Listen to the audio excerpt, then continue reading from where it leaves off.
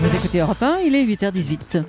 L'interview politique et je reçois tout de suite Thierry Lepan. Bonjour Thierry Lepan. Bonjour. Manuel Valls a fait connaître ses choix sur les économies à faire. Alors il veut alléger le fardeau des entreprises, il veut alléger leurs charges. Est-ce que Manuel Valls est un bon Premier ministre de droite ? Écoutez, un bon Premier ministre, qu'il soit de droite ou de gauche, c'est quelqu'un qui respecte ses engagements.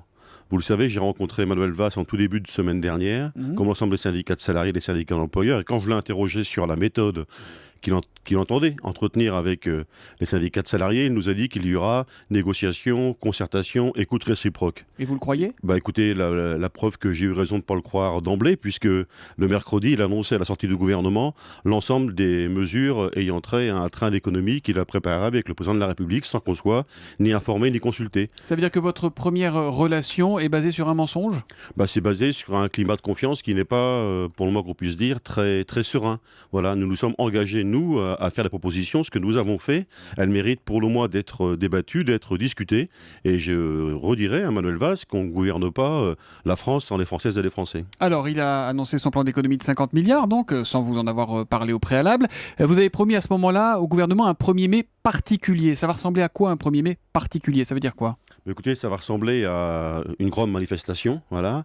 Ça, il y en a tous les ans, et puis ça n'empêche pas la scène de couler. Là, je crois que le climat commence à se tendre un peu partout, dans les entreprises, mais aussi, et je l'espère, dans la rue. Il y aura un grand défilé. Vous l'espérez, une montée de tension dans la rue ? Oui, j'ai appelé, même il y a quelques semaines de cela, à une irruption des salariés sur le terrain social. Ça veut dire quoi ? Ça veut dire qu'il faut que les salariés prennent leurs affaires en main, qu'ils s'occupent de ce qui les regarde, et dans ce qui les regarde, il y a à la fois le pacte, tel qu'il a été présenté par François Hollande, en termes de dépenses et en termes de recettes. Et j'ai constaté, comme tout le monde, qu'on donnait 30 milliards d'euros aux entreprises et qu'on allait enlever 50 milliards d'euros dans la poche des Françaises et des Français. Ça veut dire quoi, Thierry Lepan, que les Français prennent leurs affaires et les salariés prennent leurs affaires en main ? Vous appelez à des grèves ? Vous voudriez refaire ce qui avait été 95 à l'époque ? Bloquer le pays ou pas ? Des grèves sans doute, oui, bien sûr. On va en avoir besoin, je le pense.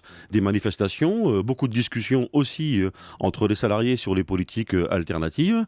Il faut que les salariés se préoccupent de leurs affaires, qu'ils se regroupent et puis qu'ils s'engagent. Le temps où on pouvait dire aux salariés, faites confiance aux syndicats, ils vont négocier, ils vont discuter et résolu. Je pense vraiment que la question qui nous est posée aujourd'hui... Les salariés font plus confiance aux syndicats aujourd'hui ? Non, c'est pas ce que je dis. Ce que je dis, c'est que la confiance ne suffit plus. Voilà. Et il faut que les salariés se préoccupent eux-mêmes de leurs affaires. Sans mobilisation, les choses n'avanceront pas, malheureusement. Alors, vous appelez à la mobilisation, aux grèves, et en même temps, vous n'êtes même pas capable, entre syndicats, de défiler bras dessus, bras dessous. Il y aura des défilés qui ne sont pas unitaires le 1er mai. Oui, je l'ai regretté. Vous savez que j'ai beaucoup travaillé à ce que nous puissions nous rassembler le 1er mai, au-delà de nos différences. Je pense que sur les questions de solidarité internationale, sur les questions d'emploi, sur les questions de salaire, sur les questions d'avenir de notre régime de retraite, il y avait matière à rassembler l'ensemble des salariés. Je m'y suis donné beaucoup. On aura un rassemblement à Paris à l'appel de 4 organisations. Il en manquera. J'en suis le premier. En gros, il y aura CGT et FO d'un côté, puis CFDT une ça de l'autre, pour faire les choses simplement. On est toujours inscrit dans cette division des représentants des salariés, qui est d'ailleurs entretenue par le gouvernement. Est-ce que ça ne veut pas dire, Thierry Lepan, que la CGT reste enfermée dans son dogmatisme, alors même que les Français se disent oui, il faut faire des efforts. Il y a eu un sondage ce week-end dans le Parisien, je vous donne quelques chiffres. 73% des Français approuvent le gel du nombre de fonctionnaires, 57% le gel de leur salaire, 51% le gel des prestations sociales, 59% la baisse des dépenses maladie. Donc ça veut dire que les Français disent OK, on comprend, ça fait mal, mais on n'a plus le choix. Oui, vous avez comme moi lu le sondage et vous avez remarqué que on interroge les Français et pas les salariés. Il y a une différence entre les Françaises et les Français et les salariés, souvent, et chacun pense que lui ne sera pas touché, quoi. Voilà. Quand on regarde, c'est pas ce qu'ils disent.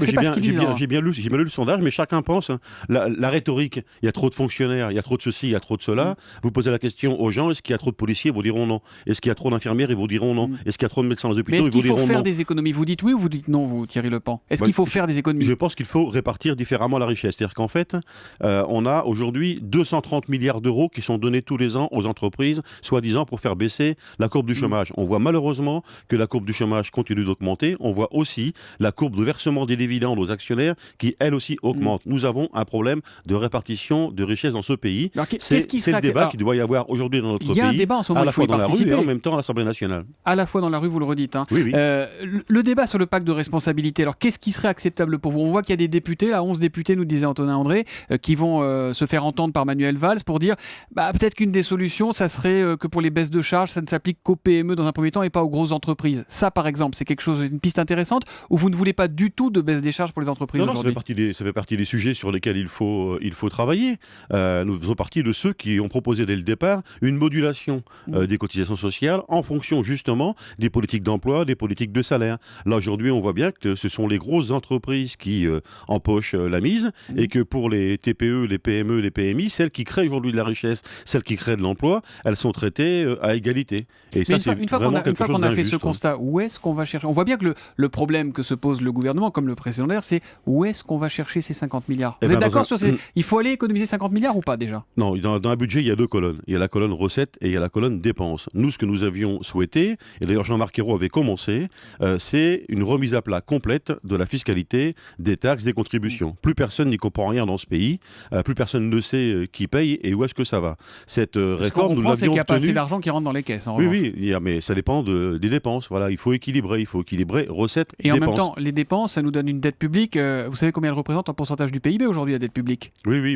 C'est combien? On est 93,5% du PIB. On ne peut pas continuer comme ça. Non, mais là aussi, il faut faire attention. J'ai écouté l'autre jour un employeur qui disait qu'il venait d'avoir un enfant, ce qui était d'ailleurs une bonne nouvelle pour lui, je pense. Oui. Et il disait que son enfant naissait avec 30 000 euros de dette. Bon, non, son enfant, il est né dans une maternité avec du personnel qualifié, dans des conditions d'hygiène et de sécurité immenses. Aujourd'hui, mais peut-être que demain ou après-demain, les enfants de cet enfant n'auront plus accès à des maternités, à une qualité de soins pareille parce qu'il n'y aura plus de sous. La dette, il faut aller vers sa résorption. Tout le monde le dit. Bon, après, c'est les conditions. C'est qui nous aide à rembourser la dette. Si on n'a pas de croissance, si on n'a pas d'emploi, si on n'a pas de rémunération revalorisée, comme c'est le cas pour les fonctionnaires depuis 7 ans maintenant, et si on continue de donner de l'argent aux entreprises sans en mesurer l'efficacité, bien évidemment, on va considérer la dette comme étant un frein au développement économique et social. Thierry Lepant, est-ce que le MEDEF est pour vous un partenaire social ou un ennemi aujourd'hui ? C'est les patrons, ça a toujours été les patrons. Enfin, je veux dire, c'est leur organisation. Nous discutons avec eux tous les jours. Il n'y a pas de. Mais vous discutez, mais vous avancez ensemble, ou est-ce qu'on a raison de croire que quand vous vous mettez autour d'une table, il peut en sortir quelque chose? Chaque fois qu'il y a des réunions de discussion et de négociation, si nos propositions ne retiennent pas l'attention du MEDEF, forcément, nous en appelons à la mobilisation, et c'est ce que nous faisons en ce moment. Pierre Gattaz a, je l'ai dit depuis plusieurs semaines maintenant, l'oreille du président de la République. Aujourd'hui, le gouvernement et le président de la République sont plus pro-patron que pro-salarié, ça vous gêne ? Ça me gêne que, par exemple, chaque fois qu'il y a un problème dans ce pays, on crée une commission. Qu'est-ce qu'on met dans la commission ?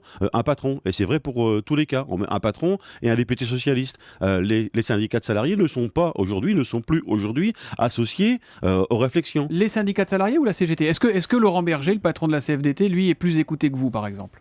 Écoutez, je ne sais pas quels sont les rapports de Laurent avec le président de la République et le Premier ministre, mais nous avons, des rapports tendus avec ce gouvernement compte tenu de la politique qu'il mène. Puis vous savez, qu'on soit adhérent à la CGT, adhérent à la CFDT, quand on vous bloque votre salaire depuis 7 ans, la question c'est comment est-ce qu'on en sort, quoi. Est-ce qu'il y a un problème Gattaz ? On parlait de Pierre Gattaz, le patron du MEDEF. Il y a un problème de personne aujourd'hui au MEDEF ? Non, je ne pense pas que ce soit un problème de personne, c'est un problème de ligne politique. On a vu que Pierre Gattaz s'est fait élire sur une ligne extrêmement dure, une mobilisation impressionnante du patronat le plus dur dans le pays. Ils sont rentrés en campagne électorale, après ils sont rentrés en campagne pour soi-disant créer 1 million d'emplois. Vous avez vu comme moi que sur le pins que portait Pierre Gattaz, et sur la différence qu'il y a entre ce qu'il porte à son veston et ce qu'il est capable de contractualiser avec les syndicats de salariés et avec le gouvernement, il y a loin de la coupe aux lèvres. On nous parle d'1 million d'emplois, personne aujourd'hui ne sait où le premier emploi va être créé. Merci Thierry Lepant d'être venu ce matin sur Europe 1. Je rappelle que vous êtes le